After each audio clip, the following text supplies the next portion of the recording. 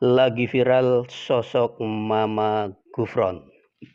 Nama aslinya adalah Iyus Sukirman, putra kedua dari pasangan suami istri Bapak Haji Endang Mustafa dan Hajah Suntari.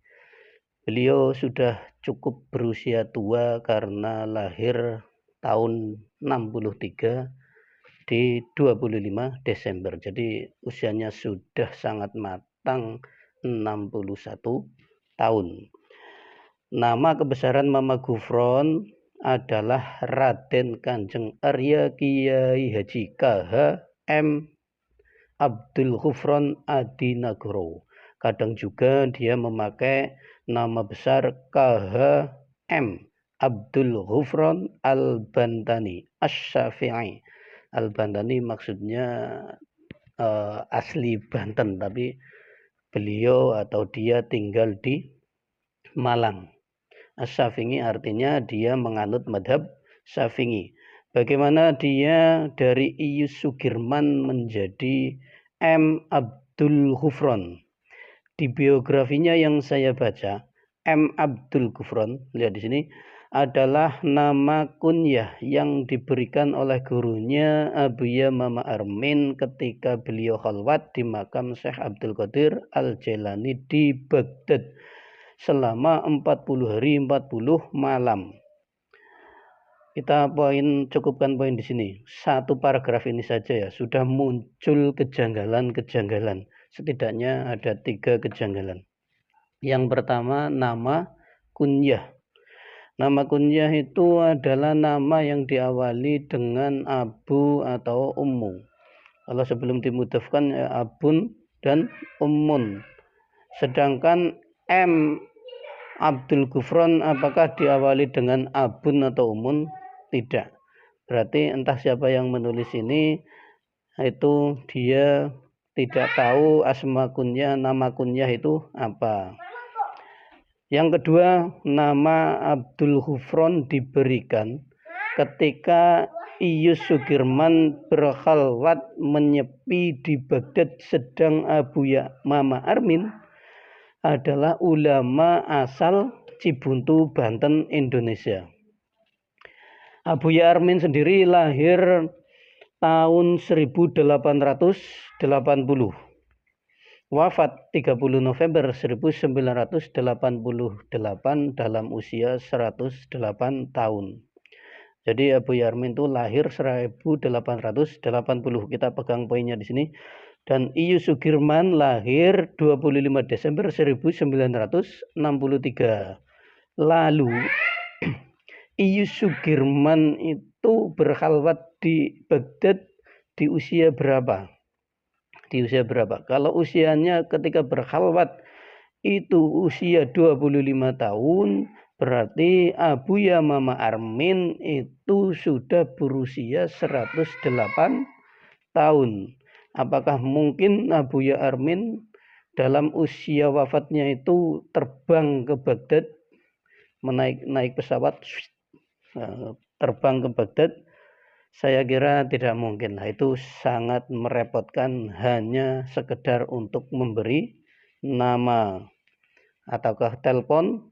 Bagaimana mungkin berkhalwat membawa Android? Lagian Android waktu itu belum ada. Telepon juga belum ada. Khalwat itu menyepi, memutuskan diri dari hubungan luar.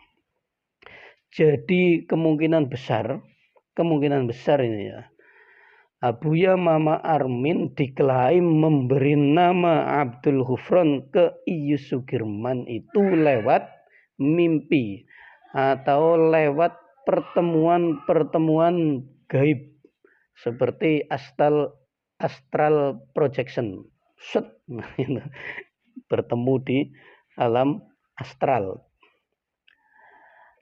Jadi apakah Anda percaya ini? Nah, kita kulik ya. Ini memang menurut saya pribadi nih ya. Saya pribadi tidak percaya yang memberi nama Abdul Ghufron itu Abuya Mama Armin. Karena kenapa? Kejanggalannya kita masukkan ke kejanggalan yang ketiga. pemakaian kata ghufron yang diklaim diberikan oleh Mama Armin itu sungguh janggal. Janggalnya karena lafal ngabdun dimudofkan kepada ghufron. Ngabdun dimudofkan kepada ghufron. Ngabdun lil ghufron jadinya ngabdul ghufron. Jadi maknanya itu budaknya ghufron. Budaknya ghufron. Ghufron itu siapa? Ghufron itu siapa? Apakah Allah mempunyai sifat al-ghufron dalam Asmaul Husna? Apakah Allah punya nama ghufron? Dalam Asmaul Husna tidak ada Asmaul Husna ghufron. Jadi bisa dipastikan itu bukan sifat atau Asmaul Husna Allah. Padahal secara kaidah itu jika ingin memberi nama ngabdun, maka kaidahnya itu dimudofkan kepada nama Allah atau kepada Asmaul Husna dalam Sahih Bukhari. Ini Sahih Bukhari ya. Sahih Bukhari kitab nomor 2 yang paling sahih, yaitu setelah Al-Quran. Semua mengakuinya. NU, Syafi'iyah, dan semuanya mengakuinya lah pokoknya. Bukan hanya yang suka memakai hadis itu, bukan hanya kelompok sebelah. Kami juga memakai hadis dan itu sudah seperti wajib. Santri-santri NU, santri-santri Nahdiyin itu harus khatam Al-Bukhari. Itu sudah standar lah. Dalam hadis itu Nabi Muhammad sallallahu alaihi wasallam bersabda, "Sammi ibnaka Abdurrahman." Namailah anakmu dengan nama Abdurrahman. Jadi ngabdun mudhaf kepada Ar-Rahman. Mananya hamba atau budaknya Allah yang maha welas asih di dunia dan akhirat, maha pengasih. Lagi dalam kitab Adabul Mufrad. Adabul Mufrad juga karya Al-Bukhari, nomor 800, hadis nomor 814. Di situ juga disebutkan anin Nabi sallallahu alaihi wasallam qol tasammau bi asma'il anbiya'i wa habbul asma'i ilallahi azza wa jalla Abdullah. Berikanlah oleh kalian dengan nama-nama para nabi, tetapi wahabul asma'i, tetapi yang paling dicintai nama ilallahi oleh Allah azza wa jalla itu Abdullah, nama Abdullah, wa Abdurrahmani lan nama Abdurrahman. Ini bisa kita kiasakan Abdurrahman berarti itu abdun dimudofkan kepada salah satu asmaul husna. Maka dari itu banyak ulama-ulama yang mempunyai nama mudhaf kepada asmaul husna. Contoh Abdus Somad. Abdus Somad itu memang yang ulama kita UAS itu sebenarnya Abdus Somad bukan Abdul Somad ya. Itu sudah diakui kesalahan dulu, tapi yang benar dia sudah mengakui yang benar Abdus Somad. Banyak-banyak nama Abdullah, Abdurrahman, Abdurrahim, Abdul Karim, Abdul Jalil, Abdul Ghafur, Abdul Razak. Banyak segala nama, tapi tidak ada yang namanya Abdul Ghufron, karena Ghufron itu bukan Asmaul Husna. Yang masuk Asmaul Husna itu yang sifat mubalaghah. Isim sifat dimubalaghahkan seperti Al-Ghafur, Al-Ghaffar, yang maha pengampun, yang maha memberi ampunan. Enggak ada Ghufron, Asmaul Husna Ghufron itu enggak ada. Karena apa? Karena Ghufron itu sihotnya itu masdar. Sihotnya masdar. Tasrifnya ghafara yaghfiru, ghafran wa ghufranan. Dan masdar itu Ismun yadullu ala hadasin mujarradun minas zaman. Isim yang menunjukkan makna pekerjaan yang tidak berzaman, tidak terikat zaman. Nah, jadi misal doroba memukul. Doroba sudah ada zaman madinya, sudah memukul sopo huwa Zaid.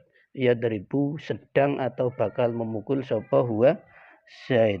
Dorban itu maknanya pemukulan. Jadi masdar itu untuk bentuk untuk bahasa pekerjaannya yang tidak terikat oleh waktu, dan juga tidak memiliki, tidak wajib, tidak perlu fangil.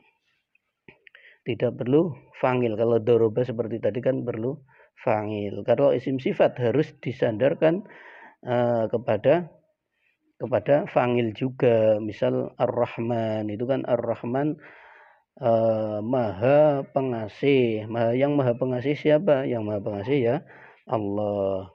Kalau masdar seperti ghufran, pengampunan itu ya pengampunan, tidak memerlukan siapa yang mengampuni dan siapa yang diampuni. Tetapi sebenarnya di situ ada yang mengampuni dan ada yang diampuni, tetapi tidak perlu atau tidak memerlukan penyebutan. Jadi ghufran di situ tidak masuk asmaul husna. Maka jika ada pemberian nama Abdul Ghufran, itu sangat dipertanyakan siapa yang memberi nama itu.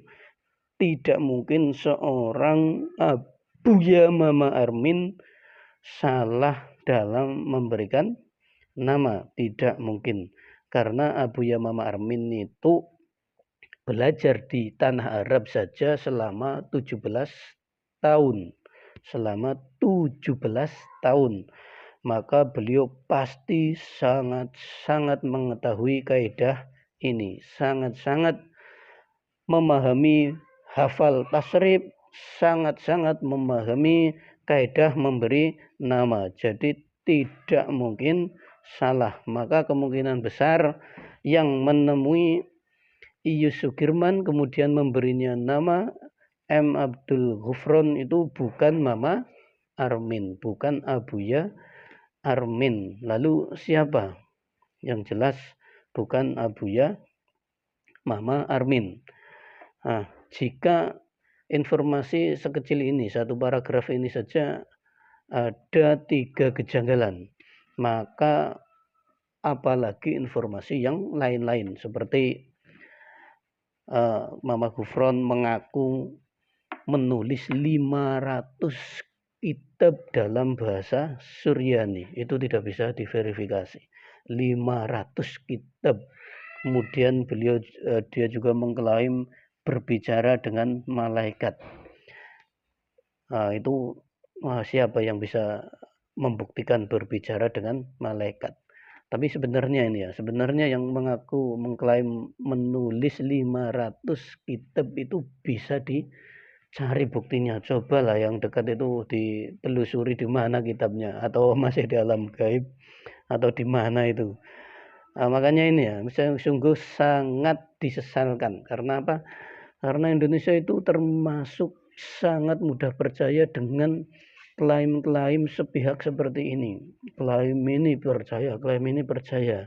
Untungnya ya ini masih ada orang-orang yang concern, tidak percaya hal-hal seperti ini. Dan lagi memang di Malang itu, saya itu pernah mondok beberapa hari di Malang, saya ngalap barokah itu. Dulu itu di Malang, mondok di sana itu adabnya atau anggah-angguhnya itu menurut saya keterlaluan. Saya yang santri NU saja merasa wah ini terlalu berlebihan. Karena apa? Waktu itu saya datang ingin sowan ke kiai itu kan antri. Sebelum masuk ke ke pintu pak kiainya itu sudah merunduk-runduk. melebihi orang ruku itu sampai mau terjungkal itu, merunduk-runduk.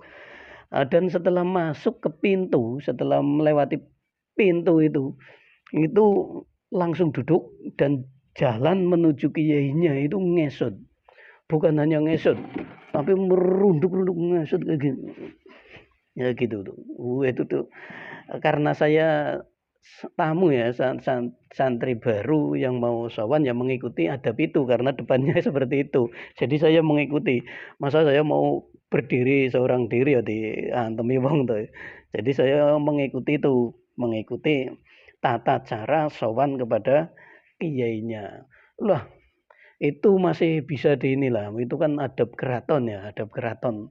Nah sekarang kok ada santri mencium kaki Ius Sugirman. Itu sudah mencium kaki dipublikasikan lewat media.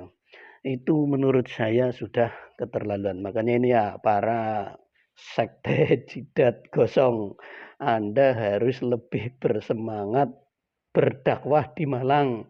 Itu ya para sekte jidat gosong itu kan nggak ada tuh adab-adab seperti itu. Adab-adab merunduk-runduk seperti itu kan nggak ada. Makanya tangadulan lah berdakwah yang giat di Malang agar santri-santri Malang itu ya seimbang, enggak tidak terlalu berlebihan dalam penghormatan kepada kiai ya sampai cium kaki itu ya keterlaluan ya menurut saya itu ya menurut saya itu sangat sangat keterlaluan.